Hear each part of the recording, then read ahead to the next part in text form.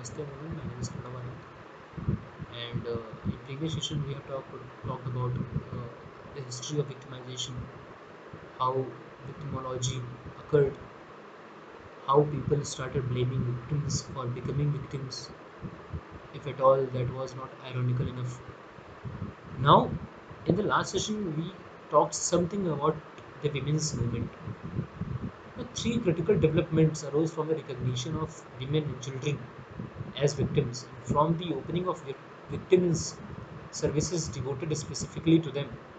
Now, first, the movement brought awareness that victimization often entails emotional and mental harm, even in the absence of physical injury. To address this harm, counseling for victims was advocated.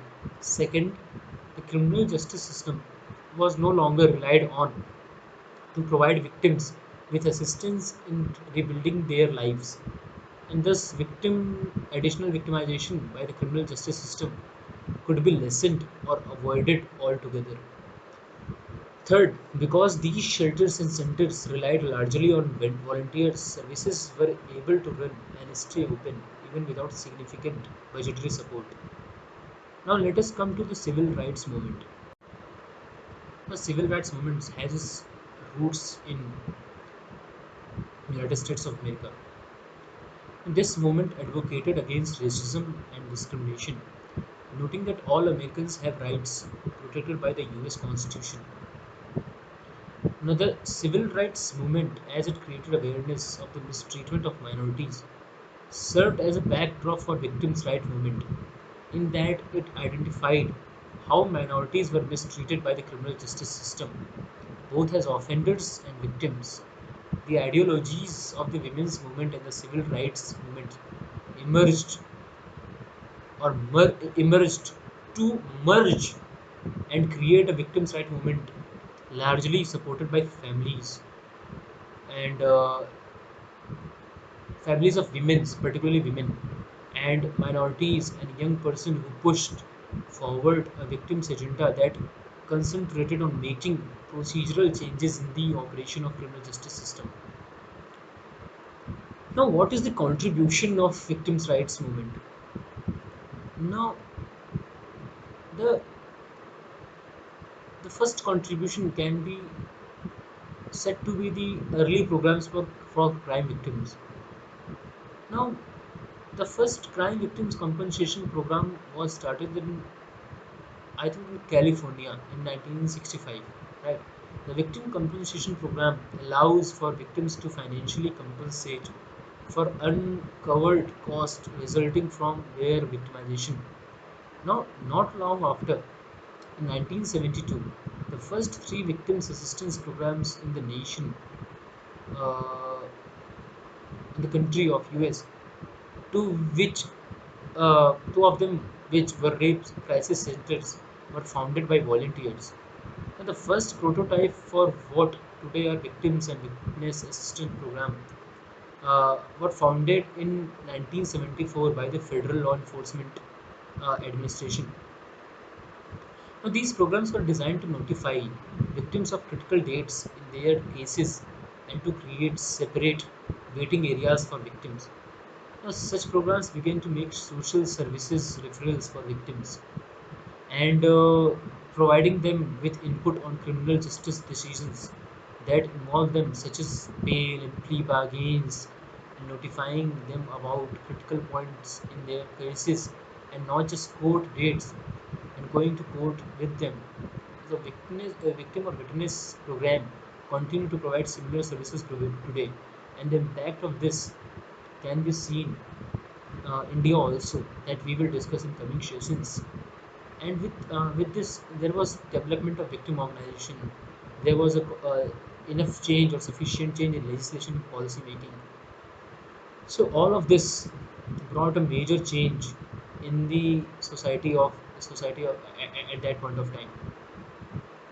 Now, with this, let us go to the victimology that is today.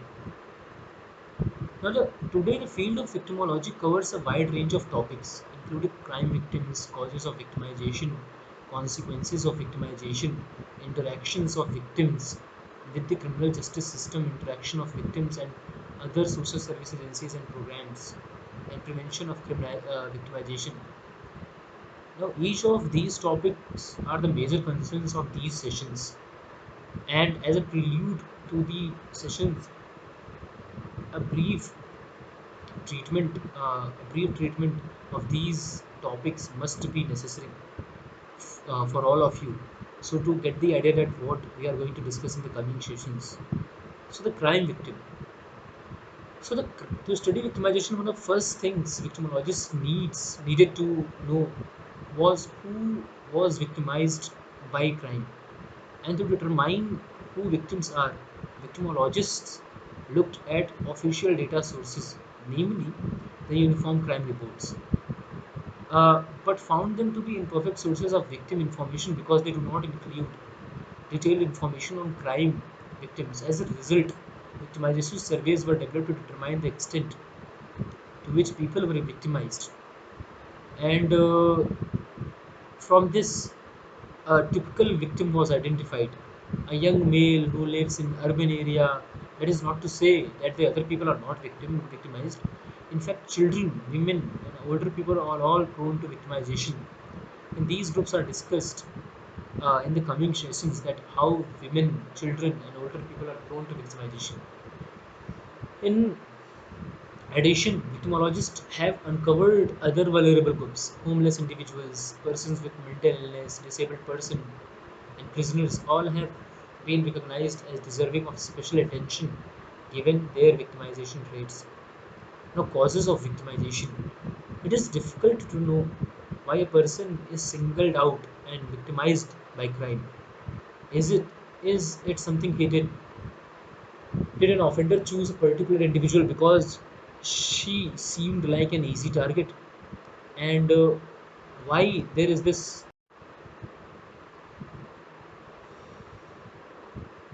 Pardon me. Now let's come to the costs of victimization. Victimologists are particularly interested in studying victims of crime because of the mass cost that they often incur. So these costs of victimization can be tangible, such as the cost of stolen or damaged property or the cost of receiving treatment at the emergency room. But they can also be harder to quantify. Crime victims may experience mental anguish or other more serious mental health issues such as post-traumatic stress disorder. Costs also include monies spent by the criminal justice system preventing and responding to crime and monies spent to assist crime victims. An additional consequence of victimization is fear of being a victim. This fear may be tied to the actual risk of being a victim or with the other consequences of victimization. Now, recurring victimization. An additional significant cost of victimization is the real risk of being victimized again, and other kind of uh, issues that a victims might face. Unfortunately, some victims do not suffer only a single victimization event, but rather are victimized again and again, and sometimes again and again. In this way, a certain subset of victims appears to be particularly vulnerable to re-victimization. Now, various research has begun to describe which victims are at risk of recurring victimization. In addition, theoretical explanations of recurring victimizations have been proffered. The two main theories to explain recurring criminal victimization are state dependence and risk heterogeneity. Recurring victimization will also be dealt in coming sessions. Now, the crime victim and criminal justice system. Now, another experience of crime victims, that it is important to understand how they interact with the criminal justice system. Many persons who are victimized by crime do not report their experience to the police. The reasons victims choose to remain silent, at least in terms of not calling the police, are varied but often include an element of suspicion and distrust of the police. Some victims worry that police will not take them seriously or will not think what happened to them is worth the police time. Other might be worried that calling the police will effectively invoke a system response that cannot be erased or stopped, even when the victim wishes not to have the system move forward. So, an example of such a victim is one who does not want to call the police after being hit by her partner because she fears the police will automatically and mandatorily arrest him. Whatever is the reason, without a report, a victim will not activate the formal criminal justice system, which will prelude an arrest and may preclude the victim from receiving victim services explicitly tied to reporting. Now, when victims do report, they then enter the world of criminal justice, a world in which they are often seen as witnesses rather than victims. Now, this being the case, victims do not always find they are treated with dignity and respect. Even though the victims' right movement stresses the importance of doing so, the police are not the only ones with whom victims must contend. If an offender is apprehended and charged with a crime, the victim will also interact with prosecutor and perhaps judges. Fortunately, many police department and prosecutors offices offers victim assistance program through which victims can receive information about available services.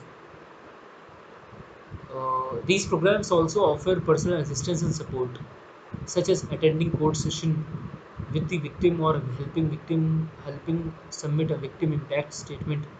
The experience of the criminal crime victim after the system is put into motion is an area of research ripe for study by victimologists.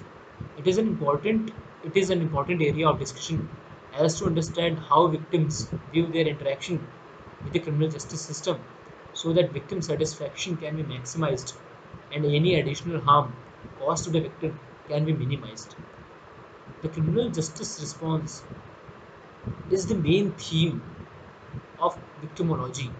Why victims are happening uh, in a so-called civilized society? Because the criminal justice system is not the only organization with which criminal victims may come into contact. After being victimized, victims may need medical attention. As a result, emergency medical technicians, hospitals and doctors' offices, staffs, nurses, doctors, clinicians, or may all be the person with whom victims may interact. Although some of these professionals will have training or specialization in dealing with the victims, others may not treat victims with care and sensitivity they need. To combat this, sometimes victims will have persons from police department or prosecutor's office with them at the hospital to serve as mediators and provide counsels.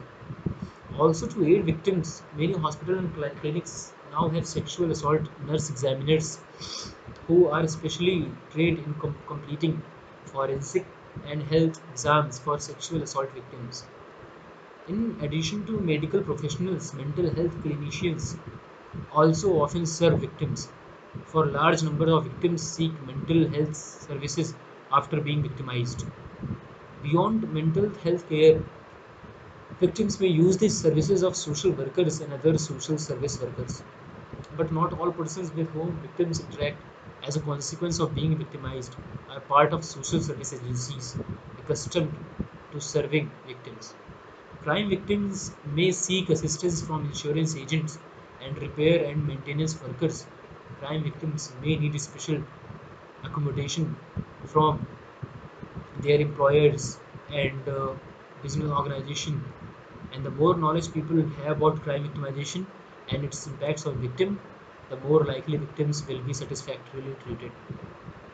So knowing the extent to which people are victimized, who is likely target, and the reasons why people are victimized can help in the development of prevention efforts. To be effective, prevention programs and policies need to target the known causes of victimization. Although the offender is ultimately responsible for crime victimization, it is difficult to change offender behavior. Now, this has been dealt in various theories that we will see in coming sessions. Till then, we have what we have read is the history of victimology, how history has appeared itself in the face of criminology, how victimology in the past how victimology is in present. And we have learned about certain persons: Benjamin Mendelssohn, civil rights movements, code of honor by cost of victimization, Hans von Henting, Lex Talionis, Marvin Wolfgang, Menachem Amir, National Crime Survey in US, Retribution, Stephen Schoffer, Subintentional Homicides, Victim Facilitation, Victim Precipitation, Victim Provocation, Women's Rights Movement, Victims' Rights Movement, and whatnot. Now we will look to all to other aspects of etymology and communication skills, and thank you.